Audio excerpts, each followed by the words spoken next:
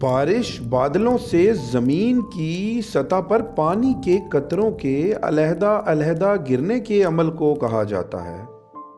بارش کے بر صغیر پاک و ہند میں بہت سے نام ہیں، جیسا کہ بارش، برکھا، میگھا، مینا، پونم وغیرہ۔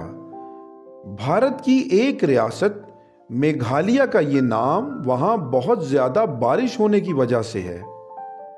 بنگلہ دیش کے ایک دریا کا نام میگھنا بھی مینا یا میگھا سے بنا ہے۔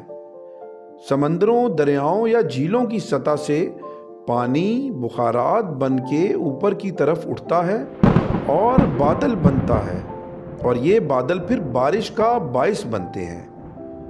بارش ناپنے کے لیے جس آلے کی مدد لی جاتی ہے اسے رین گیج یا اوبرومیٹر کہا جاتا ہے۔ عربی زبان میں اس آلے کو مقیاس المطر کہا جاتا ہے۔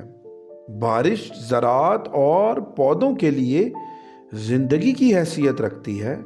اوسطاً بارش کا ایک قطرہ 1 یا 2 ملی میٹر قطر کا ہوتا ہے۔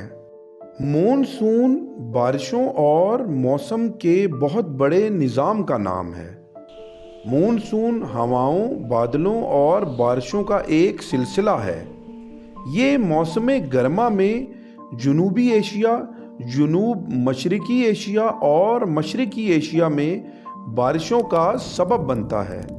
اپریل اور مئی کے مہینوں میں افریقہ کے مشرقی ساحلوں کے قریب، خطہ استوا کے آس پاس، بحر ہند کے اوپر گرمی کی وجہ سے بخارات بننے کا عمل ہوتا ہے۔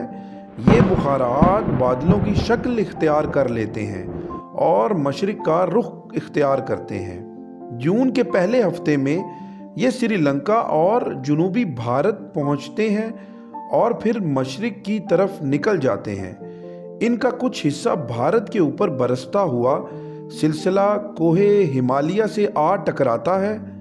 بادلوں کا کچھ حصہ شمال مغرب کی طرف پاکستان کا رخ کرتا ہے اور 15 جولائی کو مونسون کے بادل لاہور پہنچتے ہیں۔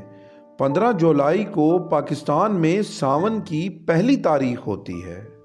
مصنوعی بارش، جسے بارش سازی، فلوو کلچر، کلاؤڈ سیڈنگ یا آرٹیفیشل رین کے نام سے بھی جانا جاتا ہے، عام طور پر خشک سالی یا وسیع گلوبل وارمنگ کو روکنے کے لیے مصنوعی طور پر بارش پیدا کرنے یا بڑھانے کی کوشش کا عمل ہے۔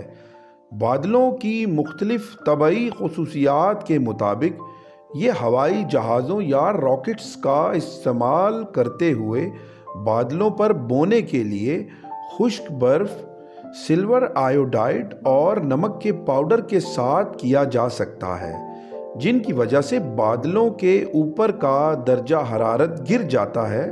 یوں بادلوں میں موجود پانی کے بخارات دوبارہ پانی کی صورت اختیار کر لیتے ہیں اور بارش ہو جاتی ہے۔ مصنوعی بارش صرف ایسے بادلوں سے برسائی جا سکتی ہے جن میں پانی کے بخارات بہت زیادہ ہوں۔ بادلوں کو بارش کرنے یا بارش کو بڑھانے، کھیت کی خشک سالی کو دور کرنے یا کم کرنے کے لیے، آبپاشی کے پانی یا پانی کی فراہمی کی صلاحیت کو بڑھانے کے لیے، پن بجلی پیدا کرنے کے لیے، پانی کی سطح کو بڑھانے کے لیے، یا یہاں تک کہ گلوبل وارمنگ کے مسئلے کو حل کرنے کے لیے مصنوعی بارش کی جاتی ہے۔